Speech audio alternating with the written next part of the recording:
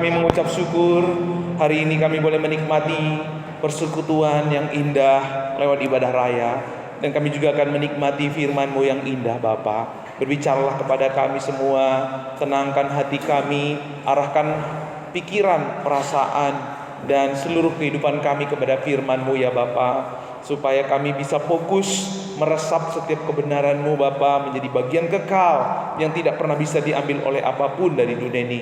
Biar kami duduk tenang, kami tidak bermain HP, kami fokus untuk mendengar firman-Mu Bapa. Kami hamba-Mu yang juga menyampaikan firman-Mu ya Tuhan, dalam pengurapan-Mu, dalam hikmat-Mu, dalam keberanian, kekuatan, dan kebenaran-Mu Bapa. Di dalam nama Yesus kami siap mendengar firman-Mu. Terpujilah Engkau Bapa. Bekerjalah Roh Kudus. Kami siap mendengar firman-Mu. Terpujilah Engkau. Dalam nama Yesus sama-sama kita katakan amin. Salam. Ya, selamat hari Minggu yang diberkati. Senang sekali kita bisa belajar kembali belajar bersama-sama pagi hari ini. Nah, Bapak Ibu Saudara, kita masuk ke Galatia 3 ayat yang ke-19 25. Kita tadi sudah membaca. Judul firman Tuhan pagi hari ini adalah hukum dan anugerah. Hukum dan anugerah, ya. Kita sudah membaca. Mari yang masih berdiri mohon untuk bisa duduk. Nah, saudaraku, ada pertanyaan di dalam firman Tuhan, diawali oleh pertanyaan pagi hari ini. Bertentangankah hukum Taurat dengan janji-janji Allah? Dua hal ini sepertinya ya secara logika secara pemikiran kita ini sesuatu yang bertentangan antara hukum dan anugerah. Dan kedua ini tidak pernah bisa dipertemukan, tidak pernah bisa diselaraskan, diharmoniskan oleh apa Bapak Ibu? Oleh filosofi, hikmat manusia, oleh agama. Tidak ada agama di dunia, tidak ada filosofi dari manapun, tidak ada hikmat dari siapapun yang bisa menyatukan antara hukum dan anugerah.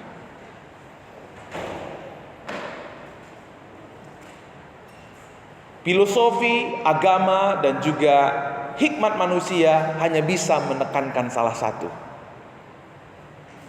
Tapi puji Tuhan, Bapak Ibu, kita punya keindahan Injil, kita punya kekuatan Injil yang menyatukan kedua-duanya. Kenapa nggak bisa bersatu? Karena hukum itu bersifat tegak lurus. Hukum itu kaku, hukum itu saklek. Hukum itu dasarnya kamu layak, kamu bisa, kamu taat, kamu pantas. Tetapi anugerah bercerita tentang apa?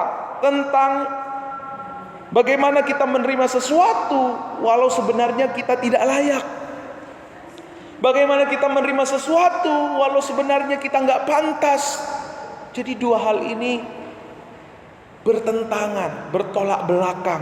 Makanya filosofi, agama, dan hikmat manusia tidak pernah bisa menyatukan kedua hal ini. Padahal Bapak Ibu, kedua hal ini adalah sifat dasar Allah. Ya. Allah kita itu maha adil, Allah kita itu adalah Allah maha kasih. Kalau Tuhan hanya menunjukkan kebenarannya, keadilannya, kekudusannya kepada kita, di mana kasih Allah? Tapi kalau Tuhan menunjukkan kasihnya kepada kita, menunjukkan anugerahnya buat kita, di mana keadilan Allah? Maka dua hal ini Bapak Ibu tidak bisa dipisahkan. Tapi kedua hal ini tidak bisa disatukan oleh hukum, oleh agama, oleh hikmat manusia. Maka kita bisa melihat Bapak Ibu, dunia hari-hari ini berusaha memisahkan keduanya. Kita masuk di zaman post modernisme, ya, di mana kebenaran itu bersifat relatif. Kebenaran itu bersifat relatif. Apa aturannya? Apa kebenarannya? Tunggu dulu. Siapa yang bilang? Itu yang bilang siapa? Agamamu. Ya, agamamu kan beda dengan agamaku. Sukumu, adatmu kan beda dengan adatku. Bangsamu beda dengan bangsaku. Jadi mereka akhirnya menggunakan kebenaran dari diri mereka sendiri. Makanya di negara-negara barat, Bapak Ibu, kita bisa melihat hari-hari ini banyak yang menikah dengan robot. Banyak yang menikah dengan robot. Ya kan? Kenapa menikah dengan robot? Kalau menikah dengan manusia harus kasih makan. Kalau menikah dengan manusia ada tekanan emosional. Kalau menikah dengan manusia ada beban-beban mental, beban-beban kehidupan yang harus ditanggung. Tapi kalau menikah dengan robot, nggak susah-susah lagi, ya. Di dunia saat ini menerapkan apa? Kebenaran menurut dirinya sendiri. Agama bilang menikah itu harus beda jenis, tapi mereka bilang kita bahagia kok, sesama jenis bahagia, yang penting kan kita happy, gitu ya. Ya. Bahkan manusia ada yang kawin dengan binatang, ya. Kalau Bapak Ibu searching, ada manusia yang kawin dengan binatang. Kenapa? Karena berusaha menerapkan penerimaan, berusaha menerapkan kasih, tapi akhirnya merusak moral-moral kehidupan, merusak tatanan-tatanan kehidupan. Berusaha humanis, tetapi akhirnya merusak nilai-nilai dari humanis itu sendiri. Kenapa Bapak Ibu? Karena manusia berusaha memisahkan antara kebenaran, keadilan, dan kasih serta anugerah Tuhan. Karena mereka bingung, mereka masuk agama, mereka nggak bisa menemukan jalannya. Mereka belajar filosofi, tidak menemukan jalannya. Mereka mencari hikmat, belajar kemana-mana, mereka tidak menemukannya. Karena hukum dan anugerah, ya, buat orang dunia, buat dunia ini sesuatu yang bertentangan. Hukum menuntut keadilan, tetapi anugerah memberi belas kasihan. Hukum menegakkan kebenaran, tetapi anugerah mencurahkan kasih. Ya, lihat Bapak Ibu, hukum menekankan kebenaran, hukum yang ditegakkan oleh dunia ini, mereka menegakkan hukum, tetap menegakkan kebenaran, tetapi mengesampingkan anugerah. Sehingga apa? Menjadi orang yang legalistik. Ada gereja-gereja yang legalistik, ya kan? Gak boleh ini, gak boleh itu. Nanti kalau kamu langgar, Tuhan marah sama kamu, gitu ya. Sehingga jemaatnya penuh dengan ketakutan, penuh dengan intimidasi, memberi perpuluhan karena takut nanti tokoku, nanti usahaku, nanti ternakku nggak diberkati. Kasih perpuluhan, tapi bukan dengan kesadaran, tapi dengan ketakutan. Saya harap bangku di depan ini kosong bukan karena takut dengan Tuhan. Amin. Kalau kita penuh dengan kasih anugerah, seharusnya kita berlomba-lomba di depan. Ingat, barisan tentara Israel yang sering diserang musuh siapa? Yang suka duduk di belakang. Hati-hati yang suka duduk di belakang. Duduk di depan, Bapak.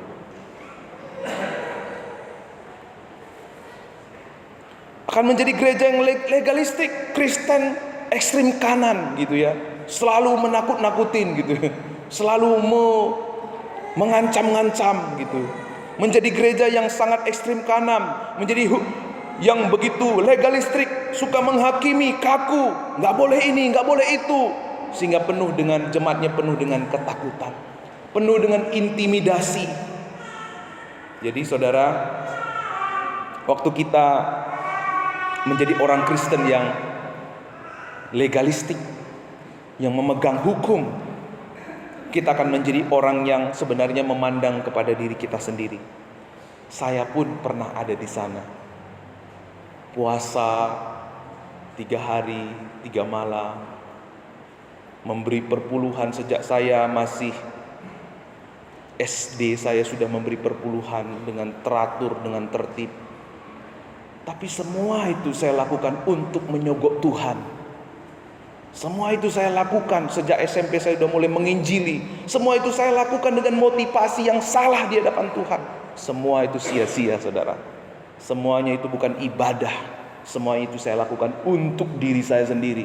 Supaya Tuhan semakin berkati saya, supaya saya semakin dipakai Tuhan, supaya saya lebih dari orang lain. Ini adalah ibadah yang palsu. Ibadah yang berusaha mengutamakan hukum, tapi melupakan anugerah Tuhan. Sehingga saya melakukannya bukan dengan kesadaran, dengan kerelaan, tapi dengan ketakutan. Kalau saya nggak menginjili, kalau saya nggak memberi, kalau saya nggak melayani, nanti Tuhan marah sama saya. Tapi satu sisi Bapak Ibu, ada orang Kristen yang lebih mengutamakan anugerah dan mengesampingkan hukum. Mereka mencari kasih Tuhan, mengesampingkan kebenaran, keadilan dan kekudusan Allah. Akhirnya menjadi apa Bapak Ibu? Menjadi orang Kristen yang antinomian. Apa itu antinomian? Antinomian itu berasal kata nomos. Nomos itu adalah hukum. Anti hukum, nggak perlu aturan-aturan. Seperti orang tadi ya, nggak perlu aturan-aturan menikah beda jenis, nggak perlu aturan menikah dengan sesama manusia. Yang penting kita bahagia. Menjadi orang yang laisen, menjadi orang yang liberalis, bebas, menghalalkan segala cara dengan mengatasnamakan belas kasihan Tuhan. Orang Kristen seperti ini akan menjadi orang Kristen yang ekstrim kiri. Banyak nggak apa-apa, nggak usah takut, nggak apa-apa gitu ya. Nggak ibadah, nggak apa-apa. Nggak berdoa, nggak apa-apa. Nggak berkorban, nggak apa-apa. Nggak apa-apa. Yang penting ya itu humanisme. Jadi orang yang berpusat pada. Tapi ekstrim ini akan membuat kita juga terikat, membuat kita menjadi orang yang diperbudak oleh kenyamanan kita sendiri. Dan Tuhan Yesus sudah memberikan perumpamaan ini lewat perumpamaan anak yang hilang. Dua anak ini menunjukkan anak satunya legalistik, satu anaknya yang laisen, liberalisme. Papaku kan penuh kasih. Kalau aku minta jatahku, kalau aku minta bagianku, dia pasti kasih. Dia minta semua harta yang di bagian. Tapi anak yang satunya, anak yang sulung, nggak boleh.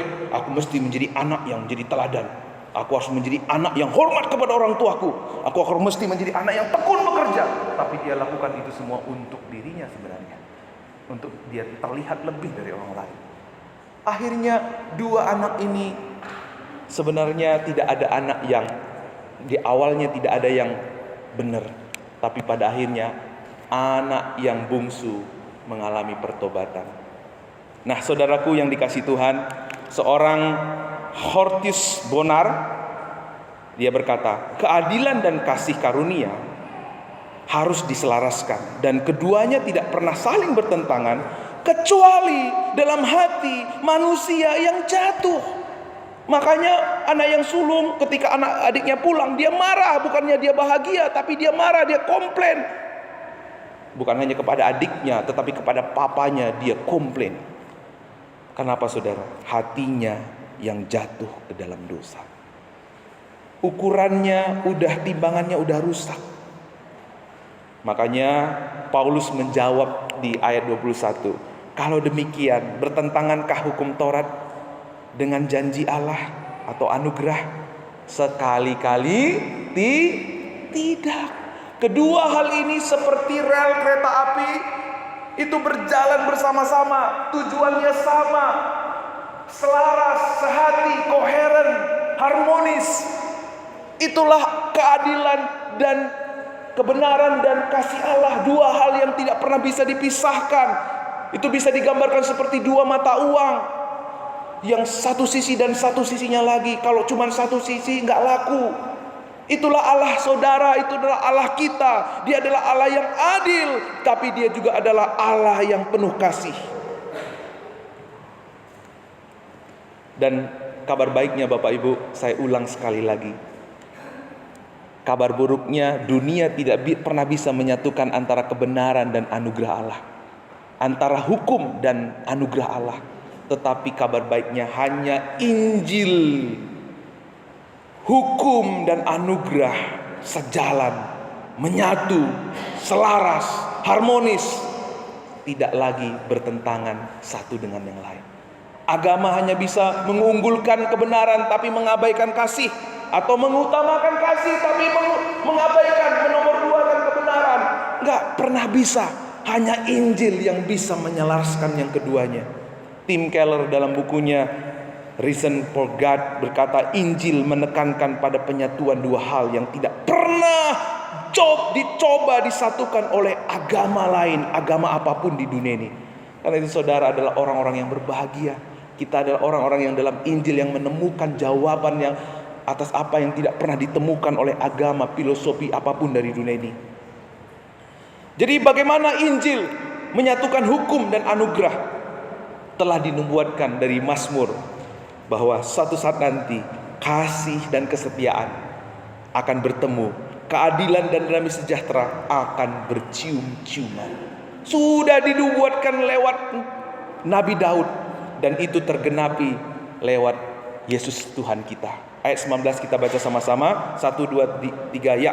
Kalau demikian, apakah maksud hukum Taurat?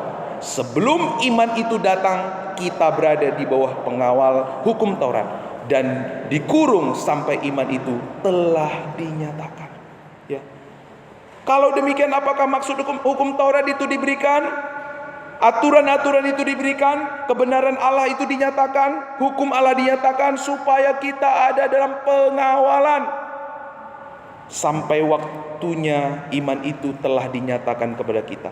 Jadi minggu yang lalu kita sudah belajar, hukum Taurat itu diberikan kepada kita untuk menyadarkan kita akan keberdosaan kita dan kebutuhan kita akan Sang Juru Selamat, Yesus Kristus yang dijanjikan. Kita sadar lewat hukum Taurat, kita melihat diri kita, oh saya berdosa, saya butuh Tuhan. Jadi hukum Taurat adalah penuntun bagi kita sampai Kristus datang supaya kita dibenarkan karena iman. Sekarang iman itu telah datang, karena itu kita tidak berada lagi di bawah pengawasan hukum Taurat. Bapak Ibu, saya mau tanya, yang biasa diawasi dalam hidup kita siapa? Anak-anak. Anak-anak itu perlu diawasi. Artinya begini, hukum Taurat itu kan wali, pengawas Tuhan berikan kepada kita. Kalau kita masih ada di bawah hukum Taurat, kita masih mengerjakan segala sesuatu karena kita takut itu, atau kita mengerjakan sesuatu supaya kita mendapatkan sesuatu dari itu, sebenarnya iman kita masih anak-anak. Makanya kalau Bapak Ibu belajar dari perumpamaan dua anak yang hilang itu, kata asli dari anak yang hilang itu apa? Huyos. Huyos itu apa? Baby. Anak-anak yang masih lucu, imut-imut yang harus diawasi. Makanya anak-anak yang belum dewasa nggak pernah bisa dipercaya oleh bapaknya. Sebaliknya saudara, gereja yang masih anak-anak tidak pernah bisa dipercaya apa-apa besar itu. Bagaimana saudara?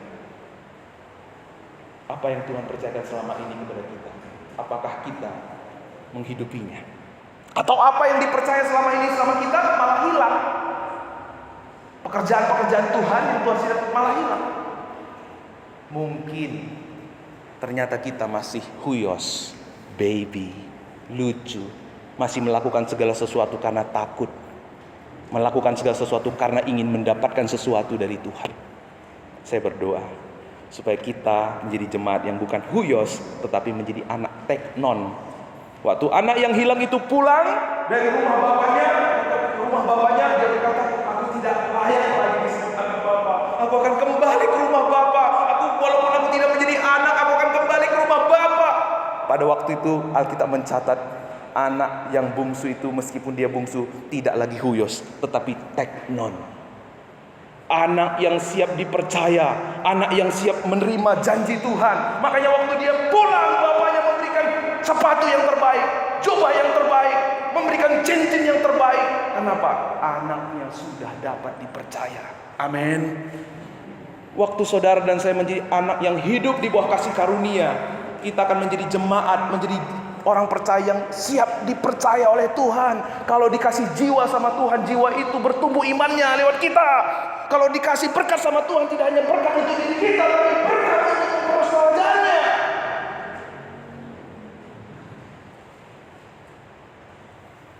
Berapa orang yang datang pergi dalam hidup kita tanpa mereka mengecap kasih Tuhan lewat kita. Berapa orang hanya singgah dalam hidup kita, Tuhan beri kepercayaan, jangkau dia, muridkan dia, tapi kita hanya melihat apa yang saya dapat kalau saya memuridkan dia, apa yang saya dapat kalau saya menginjili dia, apa yang saya dapat, untungnya apa, dia bisa nggak traktir saya. Saudara masih anak-anak, kita selalu berdoa, Tuhan pakailah gerejaku Tuhan, pakailah aku Tuhan. Tapi kalau kita masih ada di pengawasan hukum Taurat, kita masih menjadi huyos, jangan harap saudara. Tuhan sudah mendesain gereja kita, tanahnya luas, strategis saudara. Tapi kalau jemaatnya masih huyos, kita nggak akan melihat janji apapun. Saudara hanya akan menjadi jemaat yang berputar-putar dalam kenyamanan, berkat, nama baik, kepopuleran, siapa yang paling hebat. Yuk kita bertobat sama-sama yuk. Lihat, supaya kita hari ini melihat begitu indah Injil, menyelaraskan antara hukum dan anugerah, membawa kita ke dalam kedewasaan iman. Yuk kita lihat seperti apa Injil itu. Seperti apa Injil itu mempertemukan hukum dan anugerah. Dalam Yohanes 1:14 dikatakan, firman itu telah menjadi manusia dan diam di antara kita, dan kita telah melihat kemuliaannya, yaitu kemuliaan yang diberikan kepadanya sebagai anak tunggal Bapa yang penuh kasih karunia dan kebenaran.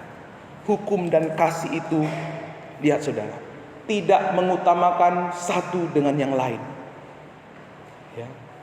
Tidak mengutamakan hukum dan mengesampingkan anugerah, atau tidak mengutamakan anugerah mengesampingkan kebenaran. Dikatakan penuh kasih karunia dan kebenaran.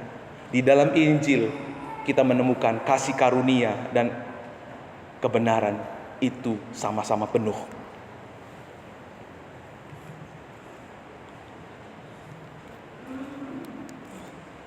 Ayat yang ke Yohanes 3:16, karena begitu besar kasih Allah akan dunia ini, ia telah mengaruniakan anaknya yang tunggal, supaya setiap orang yang percaya kepadanya tidak binasa, melainkan beroleh hidup yang kekal. Kristus telah mati sekali untuk segala dosa kita. Ia telah yang benar untuk orang-orang yang tidak benar, supaya ia ia membawa kita kepada Allah. Ia yang telah dibunuh dalam keadaannya sebagai manusia, tetapi yang telah dibangkitkan menurut roh. Kristus yang mati di atas kayu salib, di sanalah kasih dan keadilan Allah dipertemukan. Apa yang dinubuatkan dalam Mazmur digenapi di atas kayu salib. Maka Bapak Ibu, yuk kita sama-sama baca di depan ini. 1, 2, 3 ya. Hanya di kayu salib kasih dan keadilan Allah sepenuhnya cemerlang, bersatu, bersinar bersama-sama. Yesus dihukum untuk memuaskan keadilan dan menunjukkan kasih Allah pada kita. Kalau Tuhan tidak menghukum dosa, di mana keadilan Allah? Tapi kalau Tuhan melupakan pelanggaran kita lalu menyatakan kasih kepada kita, di mana keadilan Allah? Tapi hikmat Allah itu melampaui hikmat manusia. Ia memberikan anaknya yang tunggal, mati di atas kayu salib. Di sanalah hikmat Allah dinyatakan. Di sanalah hukum dan anugerah dipertemukan. Kasih dan keadilan Allah bercium-ciuman, kata Mazmur tadi. Semua ini dilakukan oleh Tuhan dalam Roma 3:26 untuk menunjukkan keadilannya pada masa ini, supaya nyata ia benar dan juga membenarkan orang yang percaya kepada Yesus. Waktu kita memandang kepada salib Kristus, kita menerima kebenaran. Waktu kita memandang kepada salib Kristus, kita menemukan kasih-Nya Tuhan. A.W. Tozer mengatakan satu-satunya dosa yang dimiliki Yesus adalah Ia menerima dosa kita. Dan satu-satunya kebenaran yang pernah bisa kita miliki ketika kita menerima kebenaran Tuhan. Bukan dengan usaha kita, bukan dengan perbuatan kita. Maka waktu kita menemukan kebenaran ini Bapak Ibu, kita menjadi bukan lagi legalis, bukan lagi antinomian, tetapi kita menjadi orang yang berpusat kepada Injil Yesus Kristus. Apa artinya? Artinya waktu kita memandang kepada salib Kristus, kita melihat di sana kasih Allah dinyatakan buat kita. Di sana janji Allah dinyatakan buat kita. Di sana kebenaran Allah dinyatakan buat kita. Akhirnya kita tidak lagi bersandar kepada kebenaran kita. Kita tidak lagi mencari kenyamanan kita di atas kebenaran. Kita tidak lagi mengutamakan kenyamanan di atas kebenaran kita. Atau kita tidak lagi mengutamakan kebenaran dibanding kasih Tuhan. Maka kita menjadi orang yang bersandar, menerima kebenaran. Kita menjadi orang yang yakin dimampukan. Kita dimampukan taat oleh Allah karena kita merenungkan salibnya Kristus. Karena kita merenungkan, memandang kepada salibnya Kristus. Karena di dalam salib itu hukum Taurat diberikan oleh Musa, tetapi kasih karunia kebenaran datang lewat Yesus Kristus Tuhan kita. Lihat Bapak Ibu, orang yang hidupnya telah memandang kepada salib Kristus, hidupnya tidak akan lagi sama dengan dunia ini. Orang yang telah menghidupi Injil, hidupnya akan berbeda dengan dunia ini. Allah telah memberikan kita seorang pribadi. Jadi waktu kita memandang kepada salib Kristus, Kristus tidak memberikan kita kebenaran, atau kebenaran bukan sebagai teori untuk kita pelajari. Waktu Tuhan mati di atas kayu salib, kasih karunia bukan hanya doktrin yang harus kita selami, namun keduanya Bapak Ibu adalah pribadi yang harus kita kenal, pribadi yang harus kita alami di dalam Yesus Kristus. Untuk kita selamat, untuk kita dibebaskan dari kutuk dosa, Tuhan tidak memberikan seperangkat hukum saja. Tuhan tidak memberikan kita definisi kasih saja, tetapi Allah memberikan kita seorang pribadi yang penuh kasih karunia dan penuh kebenaran. Jadi tidak bisa menekankan salah satu saja, karena pasti akan membawa kita menjadi orang yang kacau, terjerumus dalam salah satu ekstrim, malah merusak tatanan kehidupan moral. Karena itu saudara, kita yang sudah mengalami Injil pasti hidupnya berdampak, pasti hidupnya berbeda. Lihat di depan Bapak Ibu, seperti apa orang yang bertobat dan menerima Kristus. Waktu kita menerima Kristus, ada cinta mula-mula, ada kasih mula-mula yang menguasai hati kita. Tapi dalam perjalanan waktu, kalau kita mau jujur, kita mulai lupa, mulai terjerumus dalam dosa. Mulai kita asik dengan kenyamanan kita. Mulai kita memandang dan berkata, ya saya kan memang gak sempurna, saya kan memang manusia biasa. Akhirnya kita lupa memandang salib Kristus. Kita menjadi orang yang berkata, gak apa-apalah, ada kasih Tuhan kok yang mengampuni kita, yang menyucikan kita. Akhirnya Bapak Ibu, dalam perjalanan waktu, bukannya Tuhan yang makin besar, tapi kitanya makin besar. Salibnya makin kecil, ya. Kita kehilangan keindahan dan keagungan salib. Salib itu hanya sebagai aksesoris. Salib itu akhirnya menjadi sebuah pajangan. Salib itu hanya sekedar masa lalu kita. Oh ya, saya pernah belajar tentang salib Kristus. Oh, saya pernah mendengar tentang salib Kristus. Kita menjadi orang yang akhirnya tidak menghidupi esensi salib. Kita sadar kita nggak bisa taat, nggak bisa kudus, nggak sempurna. Tapi akhirnya kita nggak bertobat. Ya. Mulai ngakalin Tuhan dengan pikiran kita. Kita tahu kita, ya dengar. Ini dulu juga saya alami. Kita tahu, saya nggak mungkin bisa sempurna di hadapan Tuhan. Lalu mulai mengakali Tuhan. Udah, aku baik sama Tuhan, aku beribadah sama Tuhan, aku melayani Tuhan. Tapi kita nggak bertobat. Ini sama seperti pengalaman bapak ibu dari saya waktu bersama dengan istri atau suami. Cekcok sama suami, tapi nggak menyelesaikan. Tiba-tiba istrinya siapin kopi, siapin makanan kesukaan di meja, bangun pagi-pagi. Kok ada nih makanan enak nih kesukaan saya. Baik banget ya dia ya, sudah menyediakan makanan kesukaan saya. Lalunya makan nggak ya? Makan aja lah, enak ini, udah tersedia ini, lapar ini, terus makan. Akhirnya mulai cair, hubungan mulai cair. Tetapi apakah ini yang dinamakan berdamai? Ini bukan berdamai.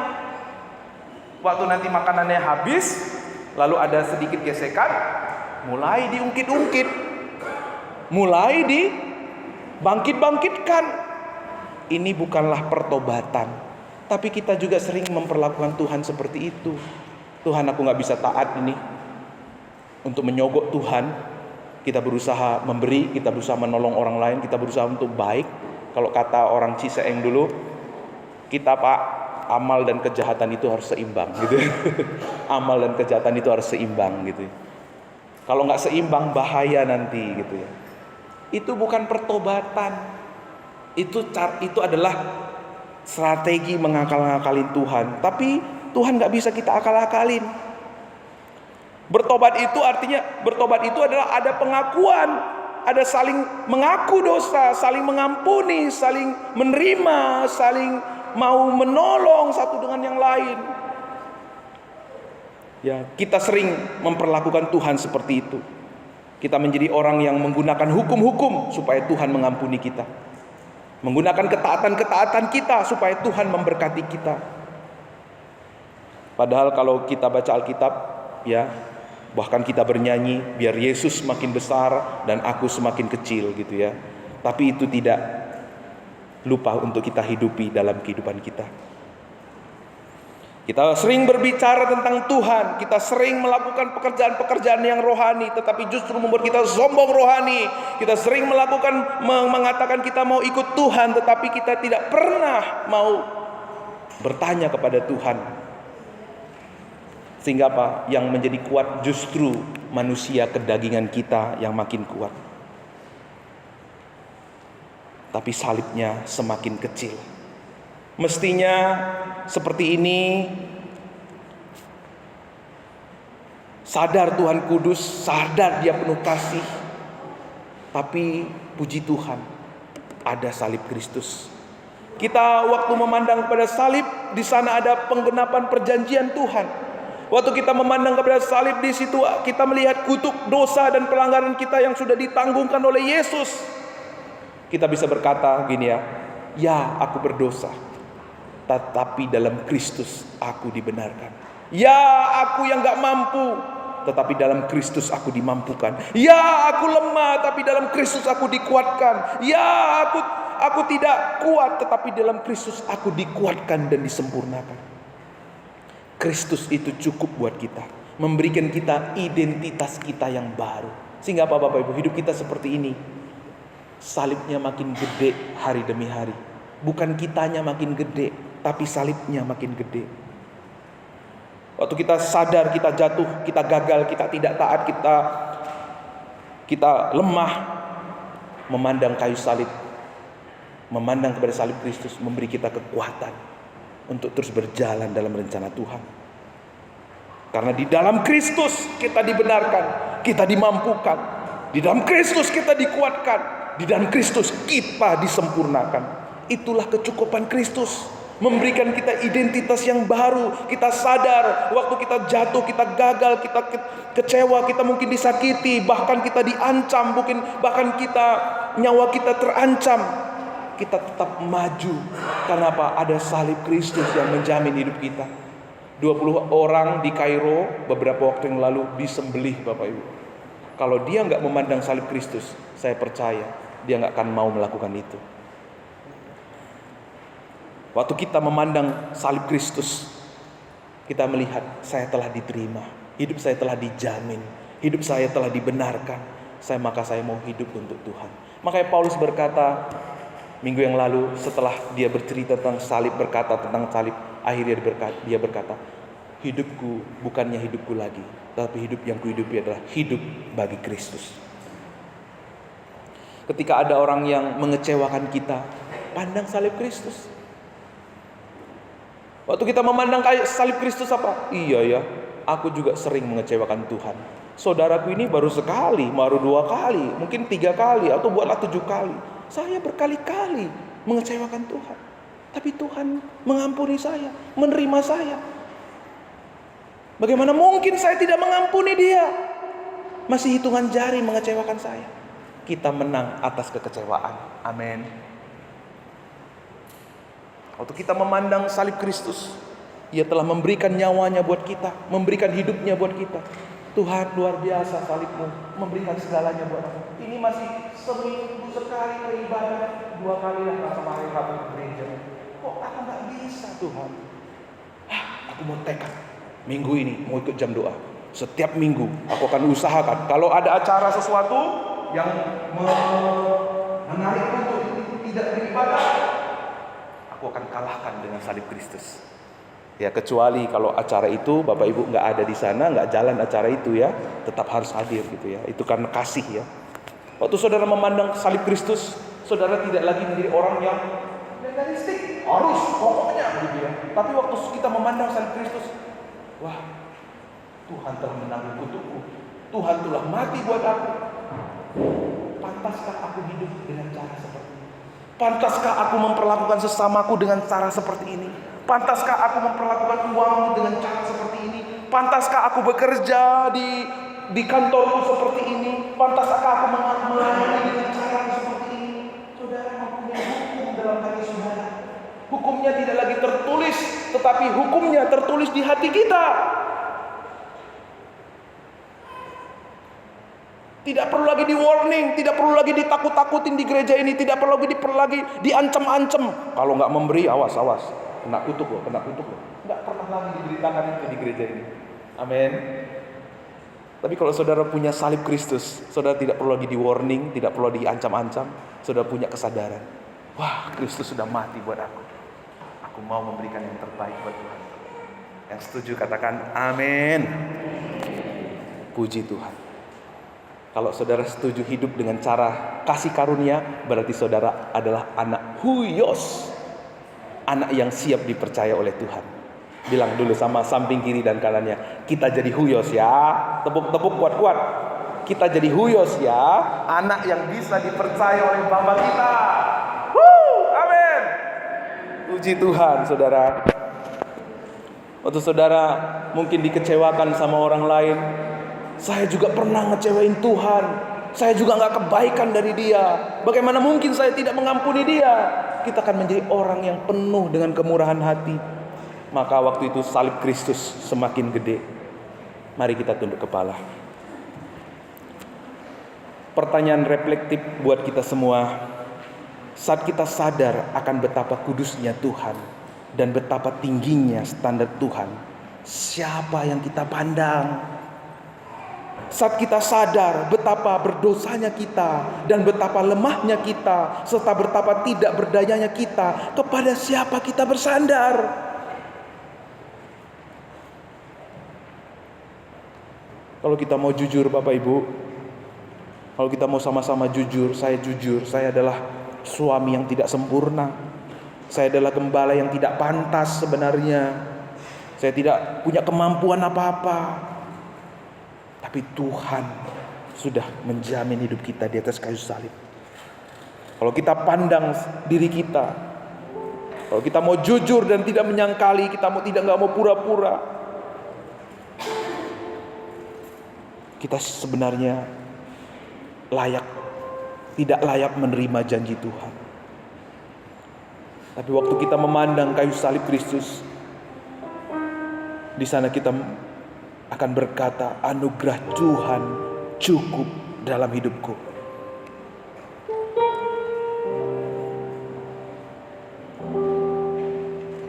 Mungkin selama ini kita berpikir Tuhan itu akan mengampuni kita lewat pelayanan kita.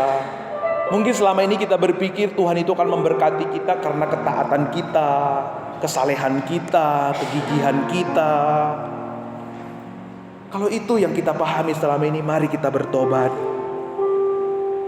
Karena sebenarnya kita melakukan segala sesuatu untuk Tuhan penuh dengan kepalsuan. Kita berusaha menyogok Tuhan. Tapi waktu yang sama, sebenarnya kita masih anak-anak secara rohani. Kita belum bisa dipercaya.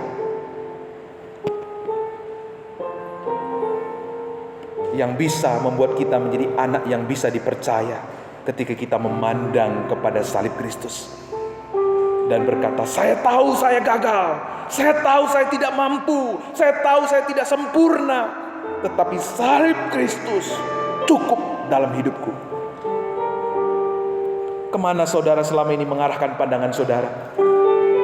Apakah kepada kebaikan orang lain? Apakah kepada berkat-berkat yang Tuhan berikan? Sudahkah kita memandang kepada salib Kristus? Sehingga hari demi hari kita hidup bukan berdasarkan pengertian kita, tetapi kita hidup berdasarkan salib Kristus. Kalau Tuhan sudah membenarkan saya, kalau Tuhan sudah mengasihi saya dengan kasih yang terbesar, kalau Tuhan sudah memberikan perhatian termulia dalam hidup saya, kalau Tuhan sudah berkorban buat saya, bagaimana saya mestinya hidup? Bagaimana saya mestinya memperlakukan suami, istri, anak-anak, orang tua, memperlakukan orang lain dalam pekerjaan saya, bersikap kepada uang saya, bersikap kepada harta saya, bersikap kepada talenta yang Tuhan percayakan pada saya. Mari hari ini ada kesempatan untuk kita membaharui diri kita, membaharui iman kita. Kalau ternyata selama ini kita terlalu memandang kepada kenyamanan kita, terlalu memandang kepada diri kita, atau memandang kepada kebaikan, bahkan kebaikan orang lain, terlalu kita pandang, Tuhan tidak mau kita kecewa. Maka Tuhan mau kita bertobat dari memandang apapun selain Kristus, bertobat dari memandang apapun selain Injil Kristus Yesus.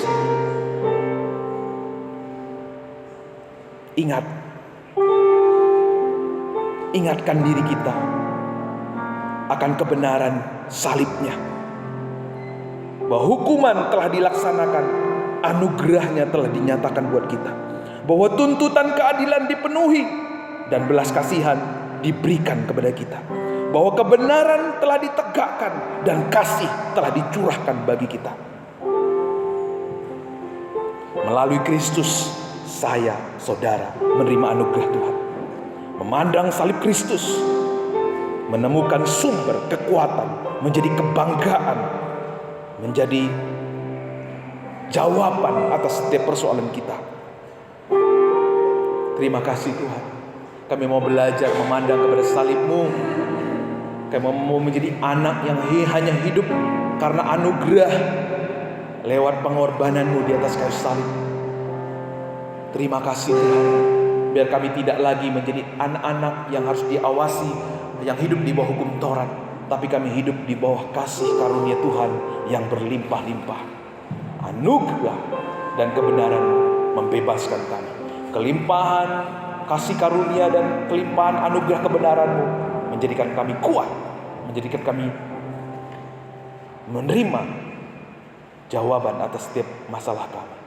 Terpujilah Engkau Tuhan, dalam nama Yesus kami berdoa.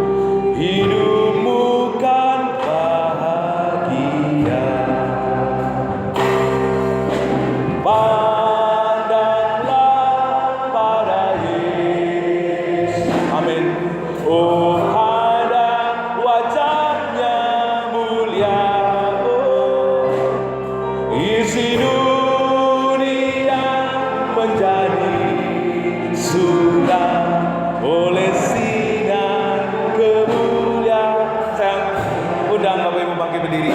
Ayat kedua.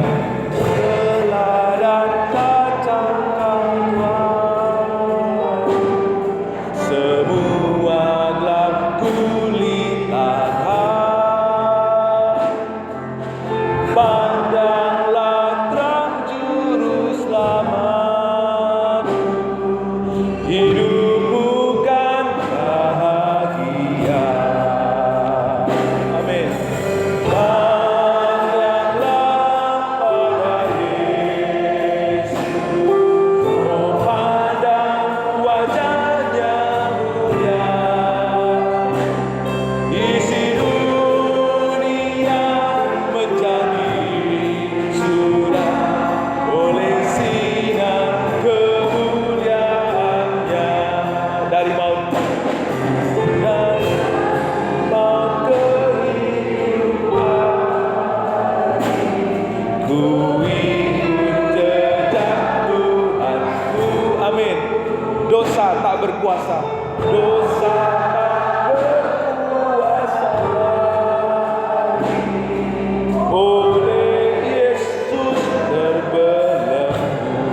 Pandanglah Yesus, pandanglah pada Yesus, oh pandang wajahnya mulia, oh isi dunia menjadi surga oleh sinar kemuliaannya. Janjinya pasti terlaksana. Janjinya pasti terlaksana. Percayalah pada Dia, segera kabarkan ke dunia keselamatan yang sempurna.